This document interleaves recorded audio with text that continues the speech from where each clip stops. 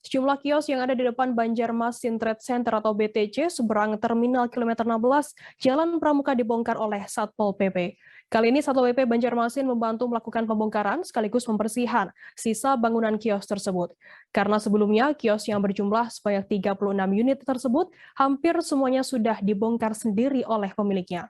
Informasi lebih lengkapnya akan disampaikan oleh rekan jurnalis kami dari Banjarmasin Post. Ada Muhammad Rahmadi yang saat ini sudah tersambung bersama kami. Halo Rahmadi.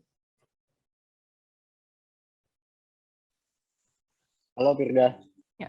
Rahmadi, bisa Anda jelaskan apa alasan dari pihak Satpol PP sendiri bangunan tersebut dibongkar? Oke, baik, akan saya jelaskan. Banjarmasin Trade Center itu rencananya akan dijadikan pusat perbelanjaan di Kota Banjarmasin.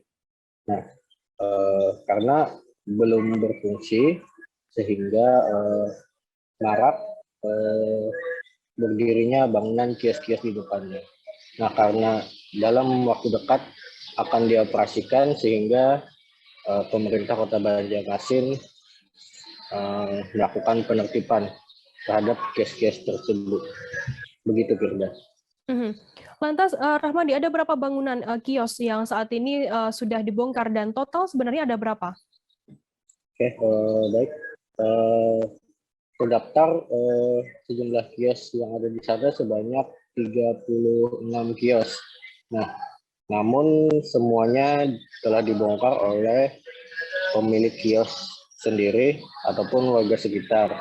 Nah, dan hari ini Satpol PP datang ke sana untuk membersihkan sekaligus meruntuhkan bangunan-bangunan yang belum diruntuhkan oleh pemiliknya.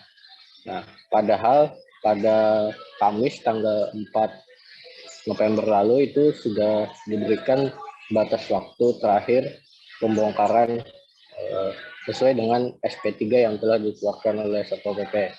Namun warga di sana meminta perpanjangan waktu hingga hari kemarin, dan itu semua diakomodir oleh Satpol PP dan puncaknya hari ini telah dibersihkan semuanya. Begitu, Firda. Kemudian Rahmadi, saat pembongkaran oleh pihak Satpol PP sendiri, apakah ada terjadi penolakan dari warga maupun dari pedagang di sana?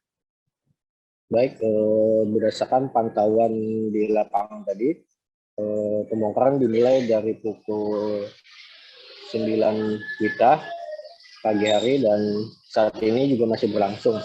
Dan terlihat masih kondusif suasana di sana karena warga sekitar memang kooperatif telah memenuhi janjinya untuk membongkar bangunan tersebut secara mandiri. Begitu, Firda. Baik, terima kasih rekan jurnalis dari Banjarmasin Post Muhammad Rahmadi atas laporan Anda. Selamat bertugas kembali. Hai pemirsa Sri Popo TV, jangan lupa komen, like, dan subscribe, serta tonton terus berita-berita terupdate lainnya ya.